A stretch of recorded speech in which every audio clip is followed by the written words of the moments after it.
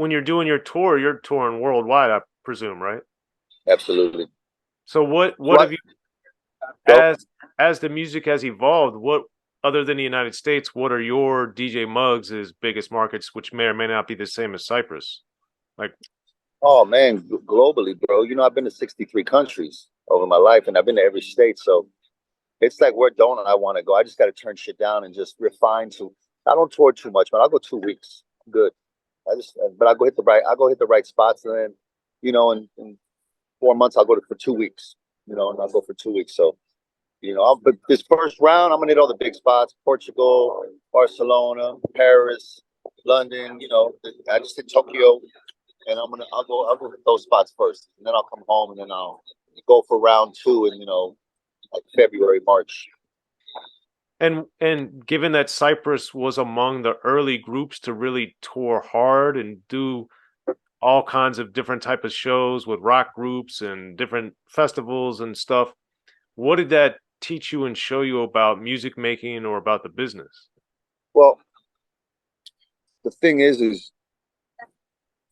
if you want to be an artist and not just be somebody who records records, I think it's important to you got to get out there and tour. It also keeps the energy alive for your record. Like, you can make records, but you got to go support your record and go tour, and people want to see you. So you put the record out, you take some ads, you drop a video, and then you do press. Press gives it the kick and takes it to the next space. But now, you eat on tour, it keeps your energy up.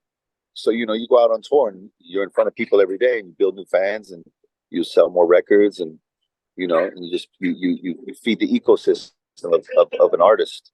So I think it's important to be well rounded and do all these things, man.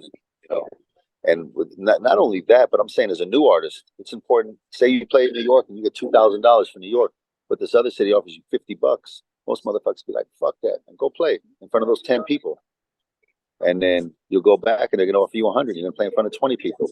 Next year you're gonna play in front of 80 people or 600. You know what I'm saying? And then by the time you go back, I don't know that I don't got an exact timeline, but 3 years later you're playing in front of 300 fucking people and getting $2,500. You feel me? So you got to go out there, put the work in, and build your fan bases and your followings in some of these places. You know what I mean?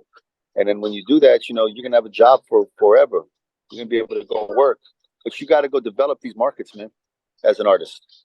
And we did that. We played in front of 16 people. We played breakfasts at one stop, but people eating fucking eggs at a one stop. You know what I'm saying? And opening up for Naughty by Nature, driving a van, following them, staying 5 in a hotel room. You know what I mean? And then so playing 550,000 at Woodstock. You know what I mean? So Cypress Hill's fucking still touring the world, doing fucking major festivals, making $250,000 a night. You know what I mean? Like, because you put the work in. But what also is really important to me is that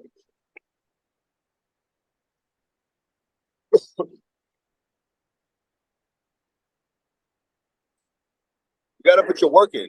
And then what you want to make sure you do is you want to be on fucking time, and you want to be respectful, because promoters talk. The low level promoters talk, the mid levels, and then the big dudes talk. And they'll be doing the festival. And if you're known for not showing up or being a dickhead, they'll get somebody else.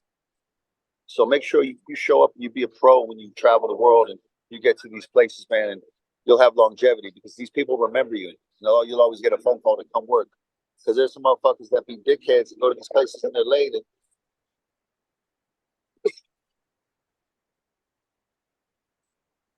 And it's fucking you get less and less motherfuckers trying to work with you. I mean, So why do you think people always, I know it's a part of our culture now that everything is so fast and quick, but why do you think it's so hard for people to understand that things take time and you do have to put the work in? they don't. I've watched people, man. I've watched people like that can like play in New York, and New York shows. The money's not good. If you know what I'm saying. And I see people open up in New York. They're not even hard tickets. They're on a show. But I start seeing the ego, and they think like, "Oh, I'm working. I'm just on Instagram." I'm like, "Bro, you got to do more than that. You got to show up. You got to go where they don't know you and get them to know you. You got to go plant the flag, bro. You got to bring this thing. Joe the Butcher told me, but I think it's a two-way thing. How easy it's made. How easy it's made it for me. it's that's how they're used to working. A lot of new artists that I see, not all of them, they think like I just got to go on social media and that I did the work. No, that's one element of this work, you know, and it's only going to get you so far. Now, when you got to show up in the city and make these personal relationships with people, then they want to help you because they like you and you're cool. And then you keep building these relationships and you develop them over the years and you keep showing up and you go to these places.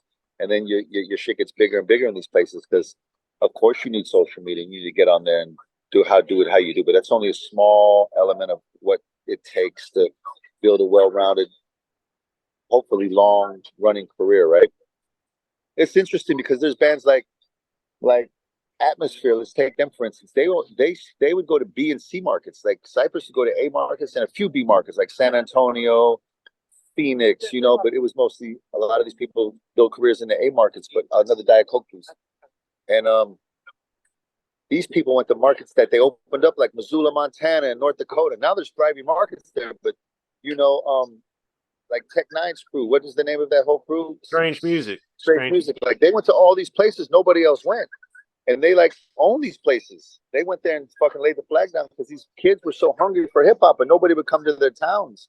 So you got these groups that went there and they just built these followings, man, like that are ridiculous. So that's what I tell dudes, man. You got to get out there, bro. Prime Apple, for instance, man, I give him props because he was smart enough to look on YouTube and see like, whoa, my second biggest fan base is in LA. So he hit up a few people, a couple of DJs in LA, and he flew himself to LA. And he got on the radio shows. Then he went home. Then he did it again. The next time he got there, Earn Dog seen him, and he was like, "Yo, come to the radio show." He was like, "Oh, I'm leaving tomorrow." Cool. But so he changed his flight. He came to the radio show. When he came to the radio show, I seen him, and I was like, "Oh shit, what's up, Prime?" I was like, "You want to do a song?" We did 6 songs in 4 hours. Wow. Now we've done 3 albums, and we've been the Medellin together. We've been the Tatiana, and we just came back from Japan together.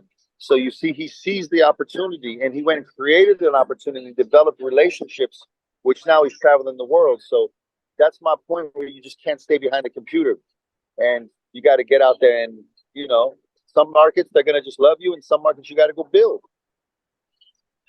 You got to put the work in, though. Got to put the fucking work in, or you're gonna have a limited career. You know what I'm saying? If this is even what you want, you know, some motherfuckers want to do this for a minute and they're hyping. You know, I don't know, but I'm just saying, you know, maybe somebody could hear this and see like, oh, let me just add this to what I'm doing. You know what I mean? But you got to sacrifice still, bro. The sacrifice never stops. I don't give a fuck how big you are. You still got to sacrifice. You still got to work hard. Yeah, because I remember one of the first times I ever saw you guys, I was in college and I went to see you perform in Indianapolis when Farside was opening for you and for Cypress. And I just remember thinking like, wow, Indianapolis isn't the most sexy city to like the big time stuff, but there were thousands of people that were at that show. And I was like, this is why these dudes are going to make it, because they're not. Yeah, we understood something early, man. They wasn't playing us on the radio, and we understood the punk rock cultures. You had to get out and get in front of these motherfuckers. The only way punk rockers had careers because they played in front of people, and they would only get paid $500, but they brought merch, and they survived by selling merch every night. That's where they made their money. And we knew we got to get in front of the people. And if I can open up for you, I'm going to steal all your fucking fans, bro. We're dope. And so we got to go on the Beastie Boy tour. We were gold. We got $500 a night on the Beastie Boy tour. Wow. A gold fucking group, okay? But I said, let's go. I'm going to steal all their fans. I'm going to sell merch. Thank you, sir.